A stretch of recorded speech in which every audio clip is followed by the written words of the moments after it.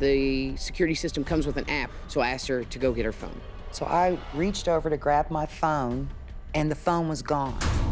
I said, Cooper, dial my landline number, because my landline is always forwarded to my cell phone for business.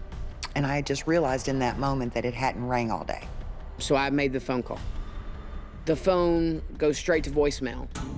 So I knew he had disabled my landline. At this point, Miss Martin starts to hyperventilate. I said, Cooper, this is going down right now, and you need to get out. He's in the house, dial 911. And I jumped out of my chair, and I grabbed the revolver. She starts repeating, he's in here, and then pulls out a gun. When she pulls out the gun, I'm personally feeling a little uneasy. So at this point, I go around the house. I check in 5 bedrooms, 2 bathrooms, a workspace, and nobody's there. And I've got this gun. And I re-entered my bedroom. I knew he was in there. I could feel him. I felt like I could almost smell him because the feeling was so intense. And I looked at the foot of the bed, and I pulled the bed skirt up, and I leaned down, and I saw him. And I told him, I see you under my bed, give me my phone. And he didn't let go of the phone. And I leaned down with that revolver. I said, give me my phone.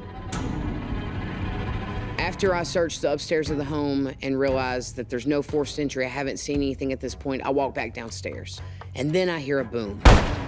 I walk into the bedroom, I see Miss Martin, she's holding the gun, pointing at the bed, and I don't see anyone. I asked Miss Martin, did you just shoot that gun? And she says, he's under the bed, he's under the bed. Next, I asked for Miss Martin to hand me the pistol. She says, no, no, and fires another shot at the ground. But I didn't hit him, I hit the baseboard again. I knew what I was doing. He still didn't give me the phone. And I said, give me my phone, now. I shot it again. I shot him in the left foot. I said, I'm not kidding. Give me the phone. And he screamed, Vic, I'm hit. And then I shot that gun at the baseboard. I told him, I said, don't ever say my name again. Then I hear Miss Martin say, I've got one more bullet in this gun, and it's got your name on it. And he threw that phone out because he heard that in my voice. And I was really serious. I'm on the phone and I tell 911 the location, where we're at. So I go outside and meet the police at the end of the driveway. So he gave me the phone. I dialed 911 and put it on speaker.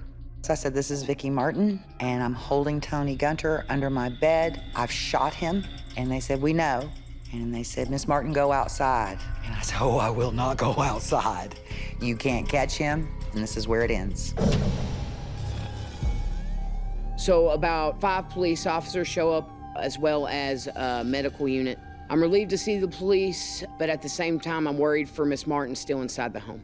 Police go into the side door. And I heard them bust through, and then all of a sudden, I heard a voice, and it said, drop the gun. And I said, I will not drop this gun. And the officer repeated himself. He said, I'm only gonna say this one more time. Drop the gun. And I was like, oh, wow, this is happening. So I set the gun down very quickly.